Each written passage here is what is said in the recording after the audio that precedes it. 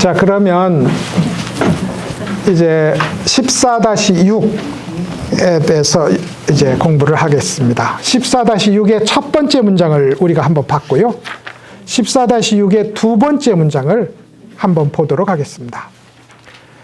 따르시죠. 초지 이후 칠지에 이르기까지는 무생인을 따라가고 팔지에 비로소 무생인을 증득했다고 말한다.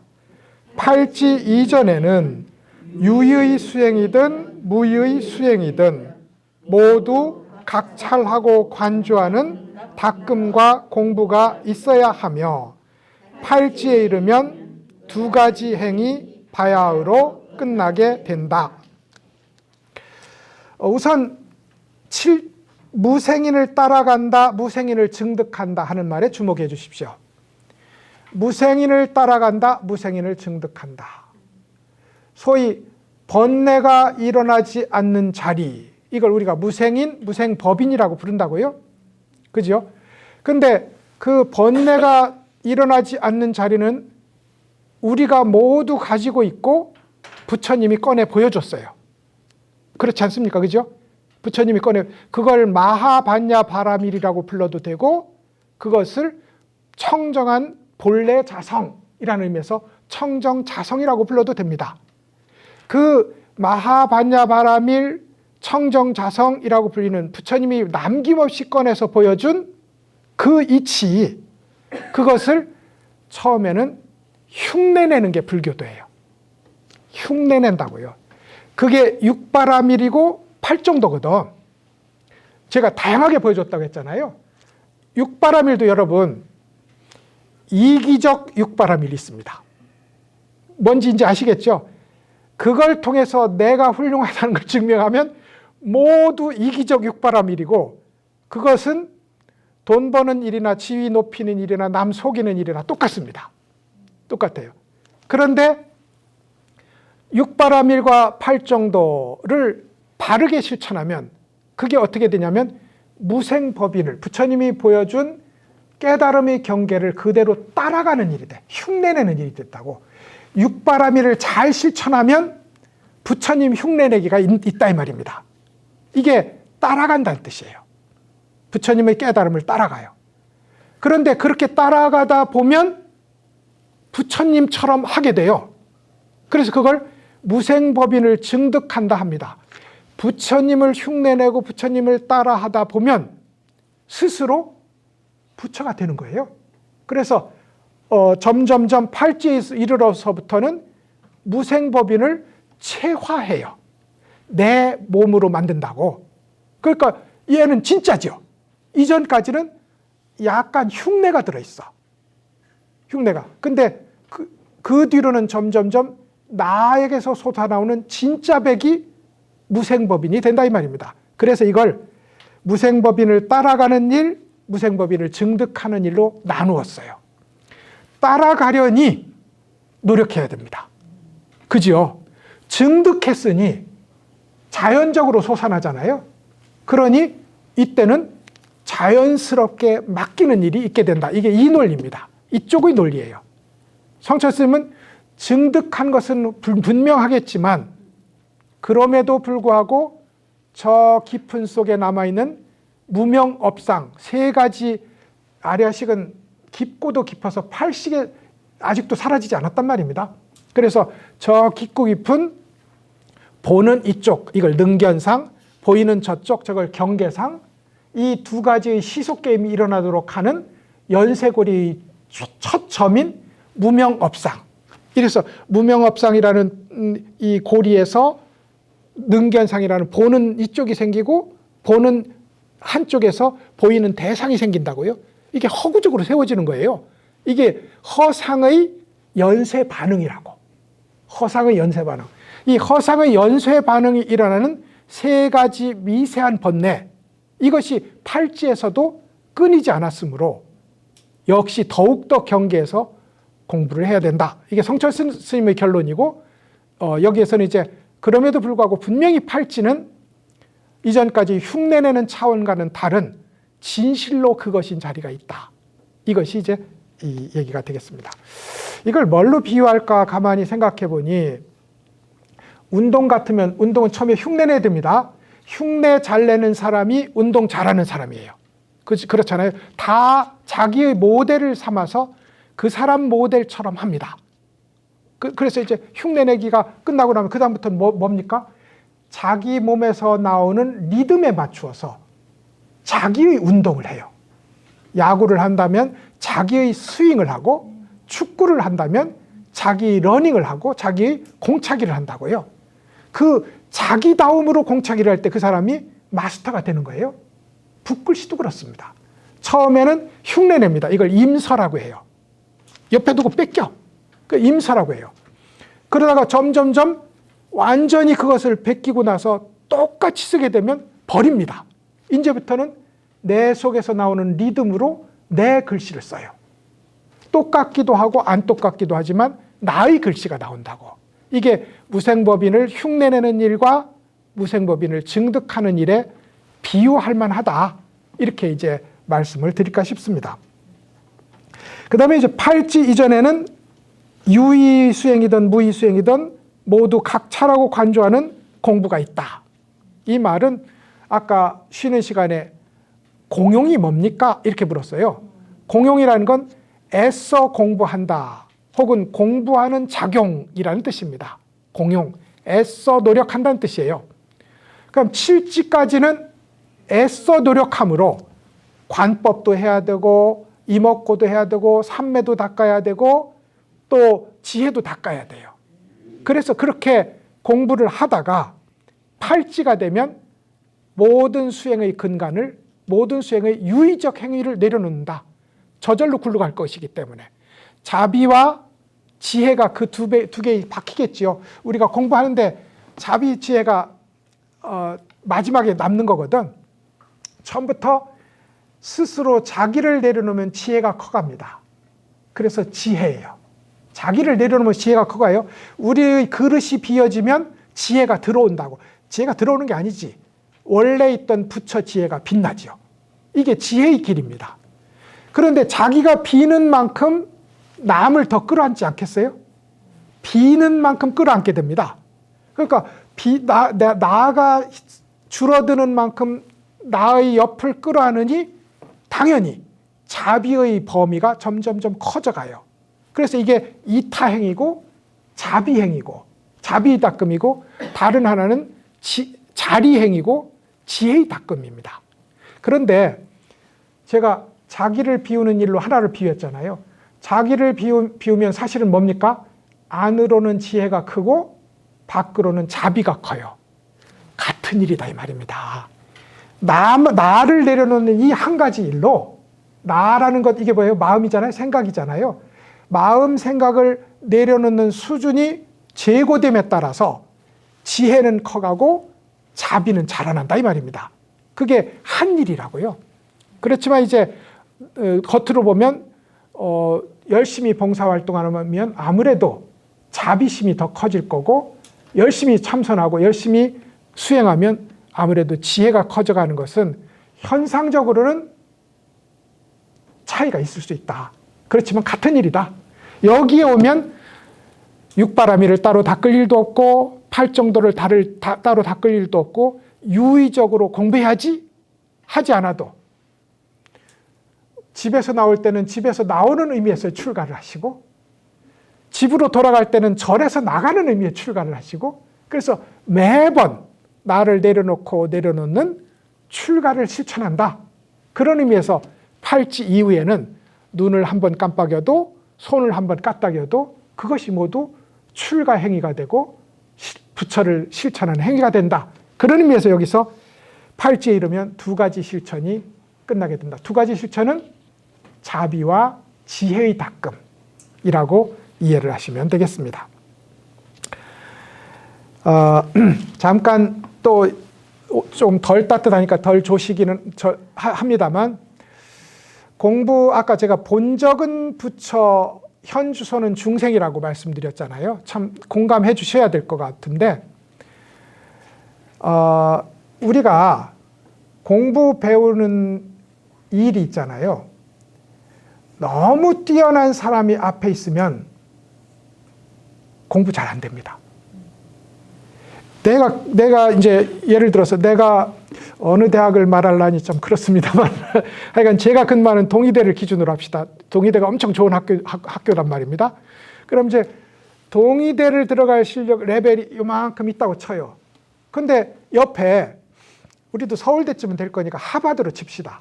그럼 옆에 하버드 들어가는 학생이 공부하고 있으면 공부할 만 나겠어요? 안 납니다. 안 나요. 마찬가지로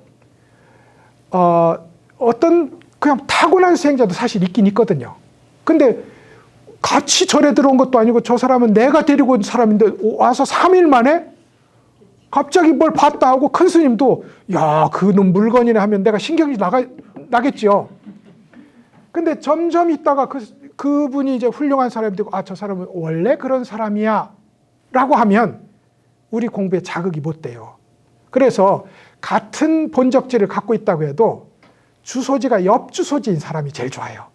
그 사람이 누구라고요? 그 사람이 도반입니다. 이 옆 주소인 사람이 공부를 하고 저 사람이 공부 안 할 때 내가 하는 겁니다. 밤에.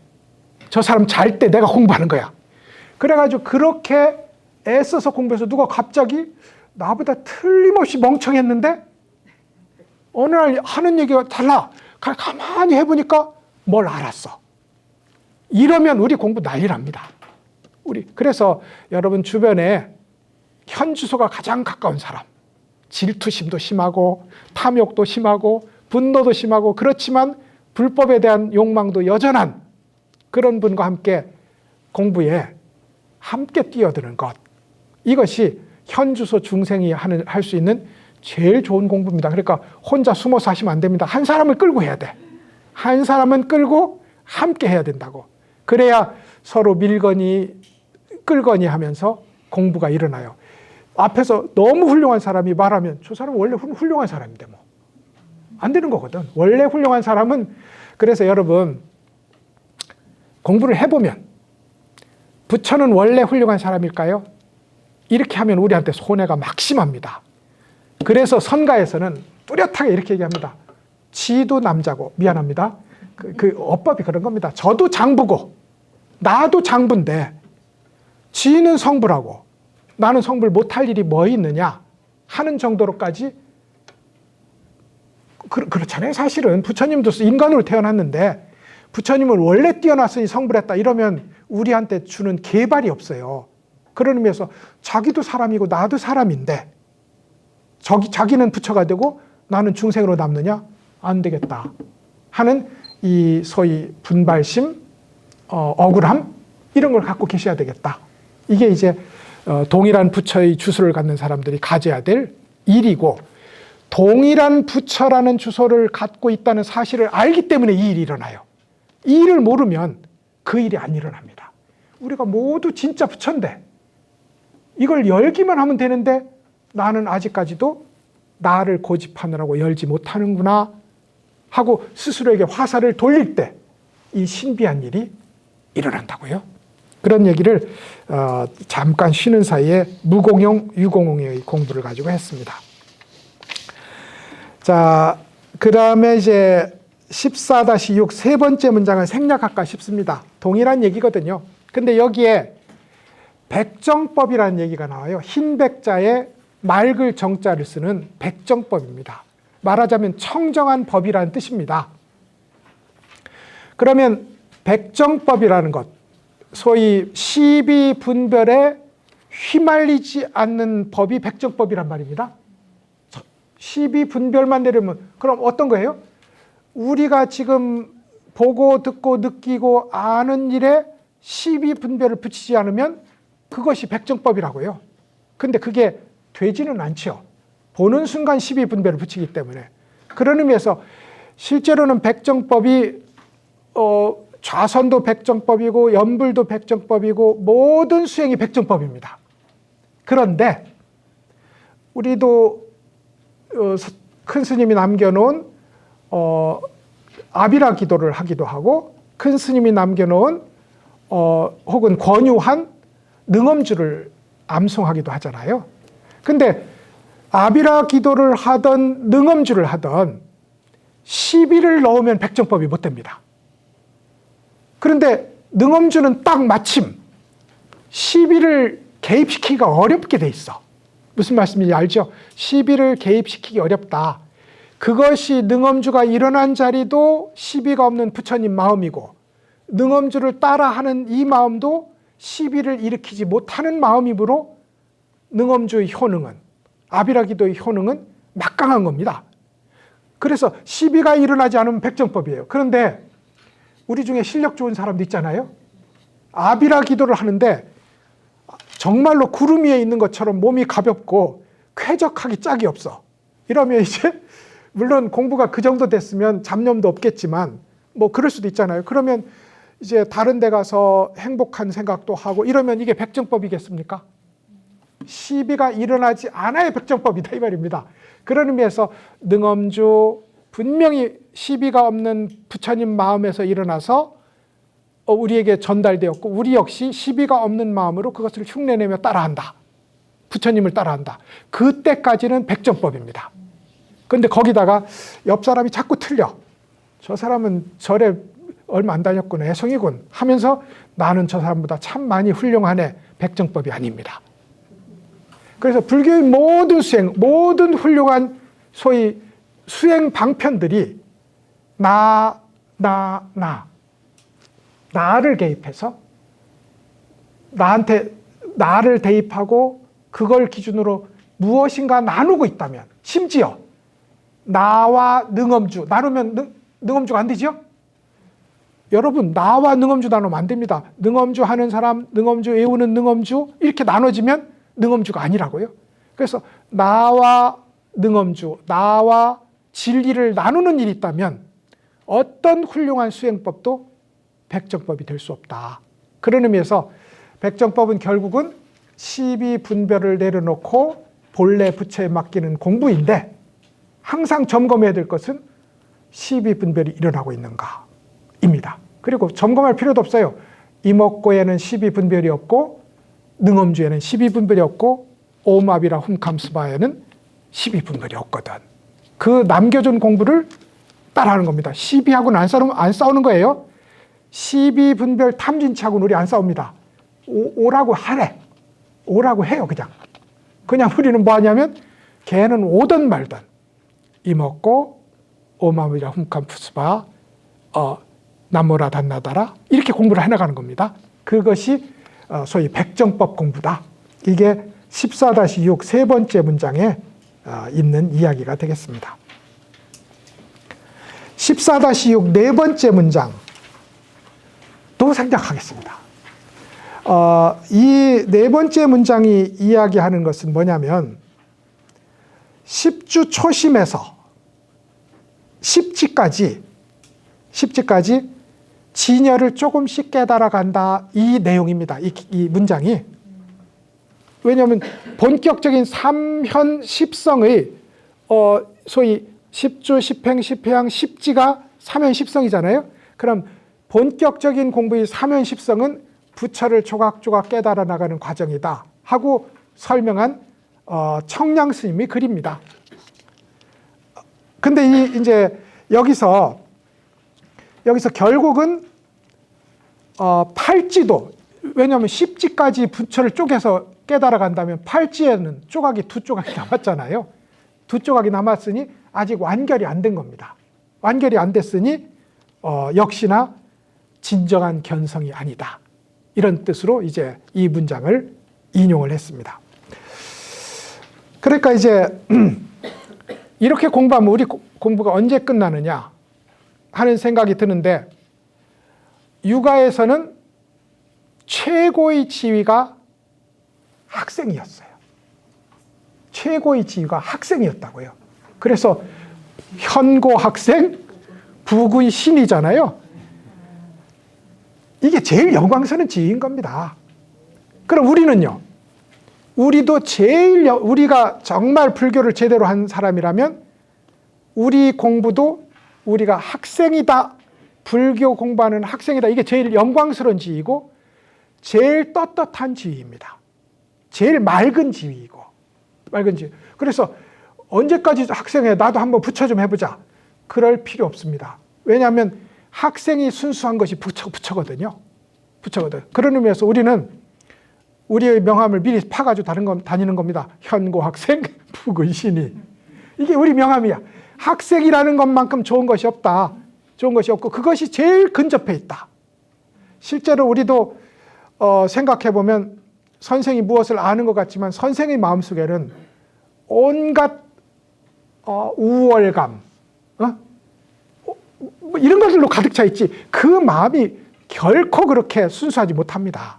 무엇을 알려고 할 때 제일 우리가 부처에 가깝다. 그러면서 우리 명함은 현고 학생 부근신이다. 이렇게 기억해 주시면 도대체 그러면 십지도 아니라면 우리는 어쩌라는 거야. 이 불만이 없어질 거다. 이런 말씀을 드리고 싶습니다. 14-7은 읽겠습니다. 14-7 한 문장을 읽겠어요. 읽어보실까요? 일체의 마음과 뜻과 이숙식의 분별적 생각을 떠나면 집착함이 없어서 허공과 같으며 일체의 현상에 들어가는 것이 허공의 본성과 같다. 이것을 무생법인을 증득했다고 말한다. 불자여 보살이 이 무생일을 성취하면 그 즉시 제8부동지에 들어갈 수 있다. 이랬어요. 이게 이제 화엄경 구절에 대한 청량 스님의 해설인데요. 아니 이게 화엄경 구절이에요. 이후에 이제 뒤에 있는 건 생략할 건데 뒤에 있는 게 이제 청량 스님의 해설이고요. 똑같은 구절에 대한 마음과 뜻과 이숙식이라고 번역했는데 제가 왜 이숙식이라고 번역했는지 조금 지금 자신이 없습니다. 왜냐하면 이게 심의식이거든요. 그러니까 심의식은 분명하게 6식, 7식, 8식이에요. 심의식이 이 경전에서 말하는 심의식은 늘 그렇습니다. 그럼 6식, 7식, 8식이니 이걸 이숙식이라고 번역한들 큰 문제는 없는데 그냥 뒤에 보면 분별적 생각을 떠나면이라고 했어요. 분별적 생각을 떠나면. 그러니까 분별적 생각은 여러분 8식 이전을 분별적 생각이라고 우리가 보통 부르거든요. 8식 이전을. 그래서 8식 여기도 그런 얘기입니다. 8식 이전을 떠나면 7식이 그러니까 6식, 7식이 사라지는 거니까요. 그 자리를 아랴식의 자리를 팔지보살이라고 부른다 이겁니다. 이게 이제 교리적으로 맞는데 어찌됐든 문자적으로는 이숙식이라고 번역해도 큰 문제는 없는데 왜 굳이 아랴식이라고 안 하고 이숙식이라고 했는지는 틀림없이 제가 이유는 있을 거거든요. 근데 아직 이유를 못 찾긴 했습니다. 나중에 설명드릴게요. 분명한 건 여기 심의 식이니까 여기 아랴식입니다. 그래서 분별식을 떠나면 어떤 일이 일어나냐면 잡을 게 없어요. 잡을 게 없어. 왜냐하면 나가 없으니 잡는 주체가 없고 대상이 없으니 잡는 저것이 없어요. 그러니까 매번 허공과 같습니다.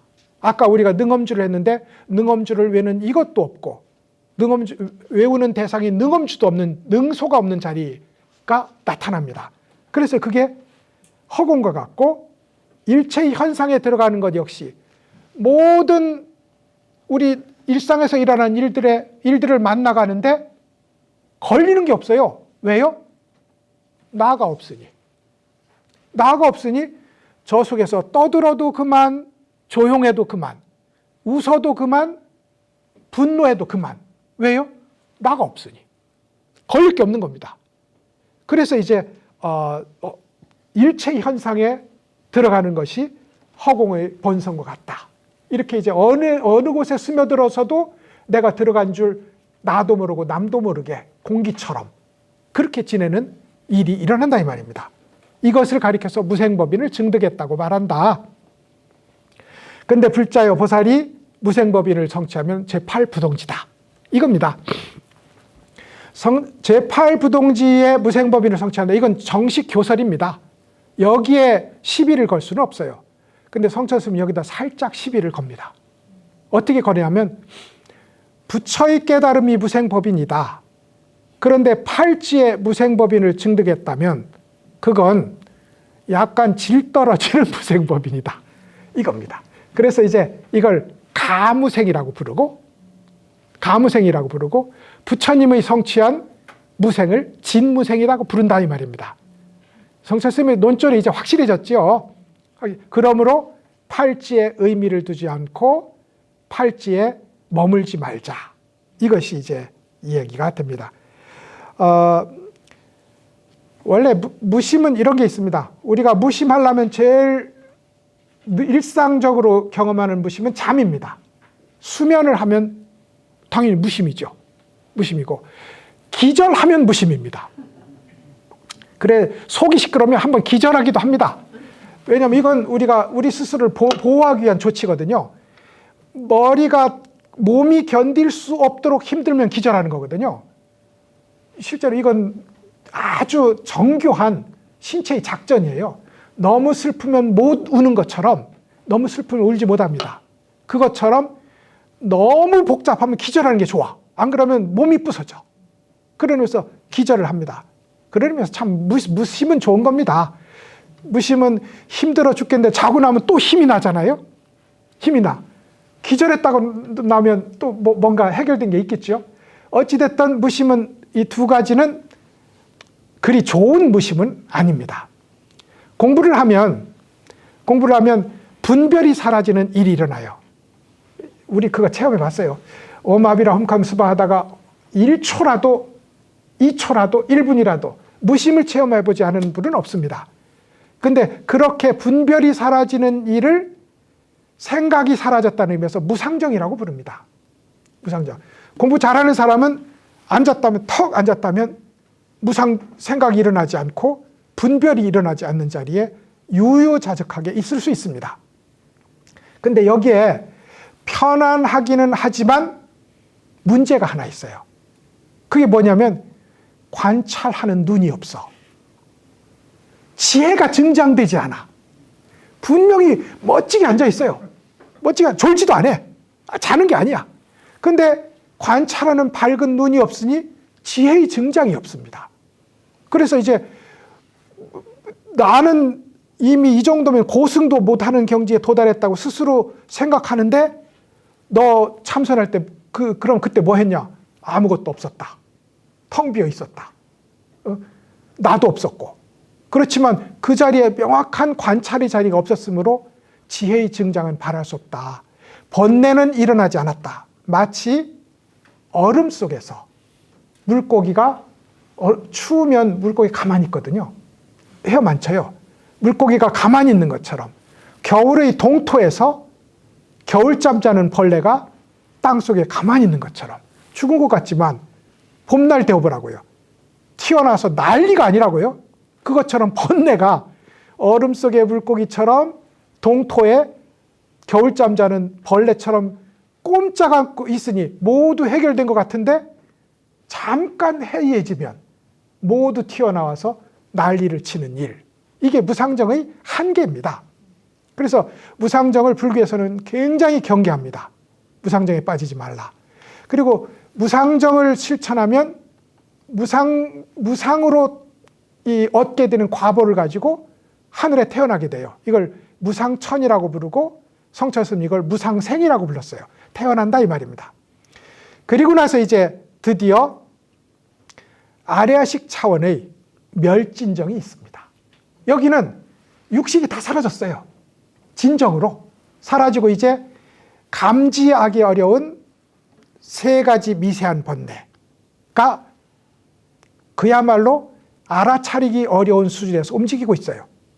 그걸 이제 우리가 알아차리게 되면 우리는 이제 그걸 타파하는 길을 걷겠죠. 어찌되었든 이걸 멸진정이라고 부르고 이게 팔찌 경계입니다. 여기 가면 인간적 에너지를 안 쓰기 때문에 잠을 안 자도 된다는 거예요. 이 3세의 차원. 그렇지만 아직 번뇌는 미세한 번뇌는 해결을 기다리고 있다. 성철스님은 이 자리에서 멸진정을 부정합니다.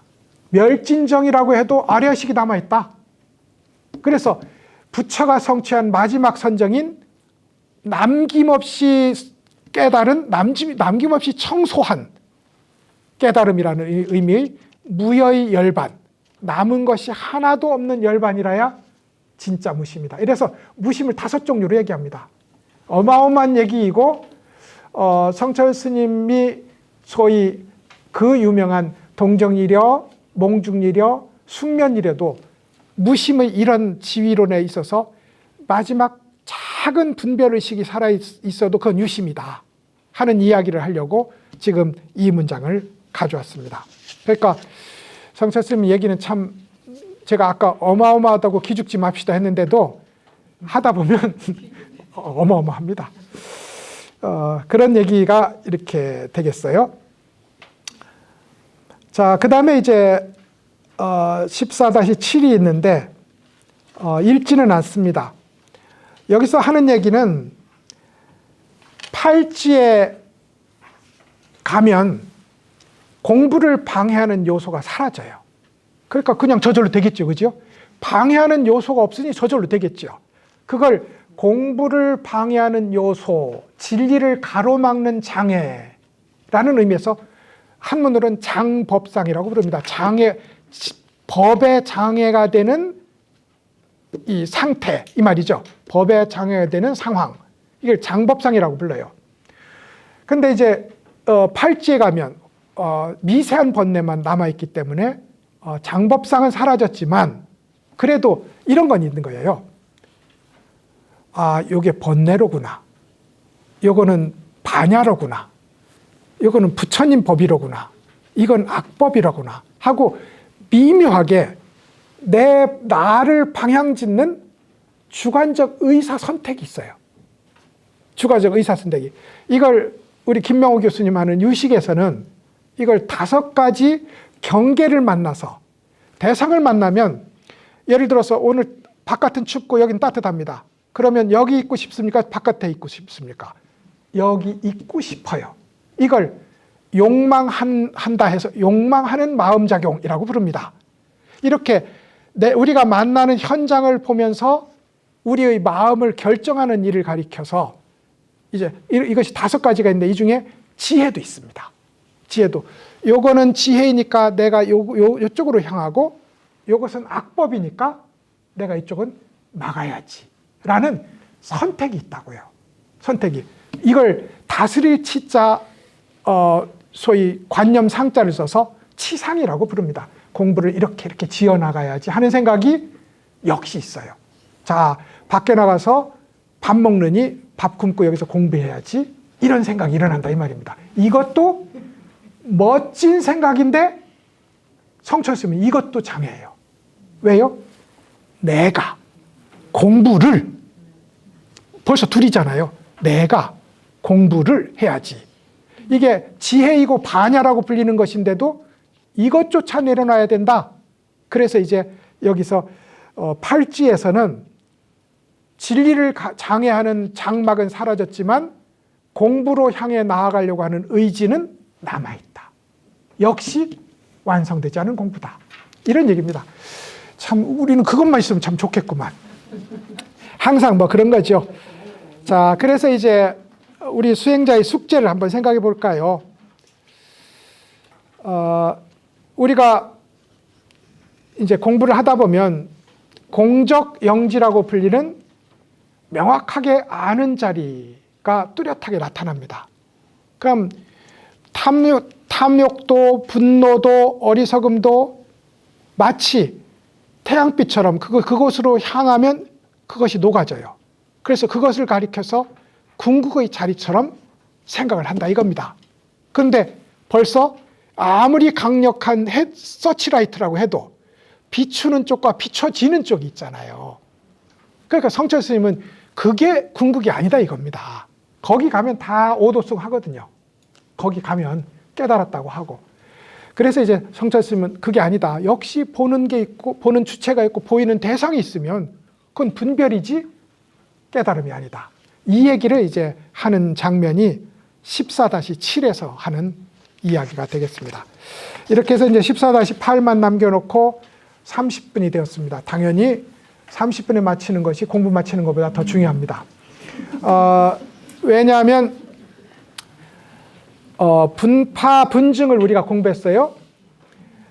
분명히 먼 시각, 객관적으로 진리를 말하고 깨달음을 말하는 시각에서는 다양한 단계가 있어요. 그런데 공부하는 당사자는 지금 여기밖에 없습니다. 공부하는 당사자에게 단계가 없어요. 공부하는 당사자에게는 지금 여기가 우주 전체고 지금 여기가 부처님과 마주대하는 마지막 관문입니다. 이 자세예요. 그리고 이 자세로 공부할 때 비록 52의 삼엄한 지위론이 경전에 논의되고 있지만 이 지위를 단번에 뛰어넘는 일이 일어난다. 이거야말로 선종의 일이잖아요. 선종의 일이거든요. 이거야말로. 그리고 대승불교는 기본적으로 이 지위가 분명히 존재하지만 우리 공부를 하면, 우리 공부가 뭘까요? 우리는 참선이고 연불종은 연불이겠죠. 다란이는 또 밀종에서는 다란이고요. 이걸 하면 50개의 지위를 단번에 뛰어넘는다는 얘기를 공통적으로 합니다. 공통적으로 한다는 건 그런 일들이 자주 있었다는 뜻입니다. 예?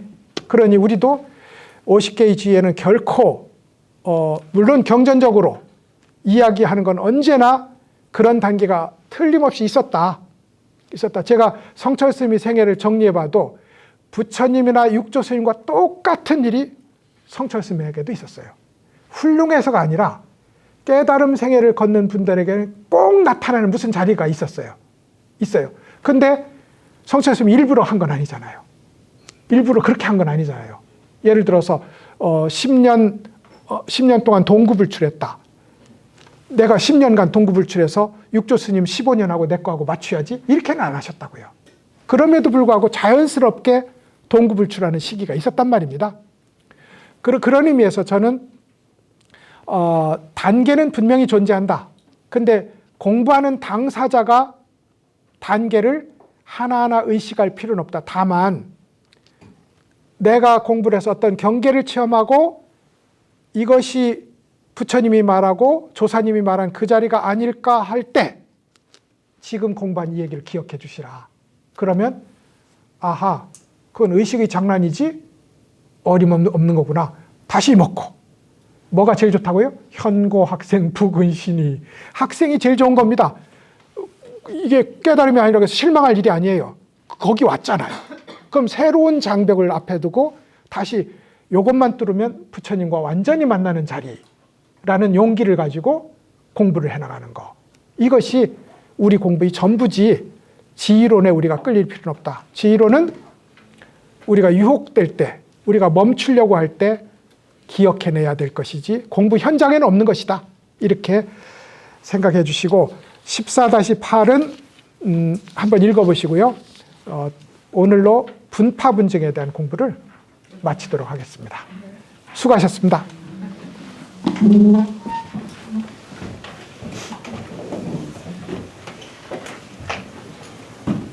교수님께 합장 준비하겠습니다. 수고하셨습니다.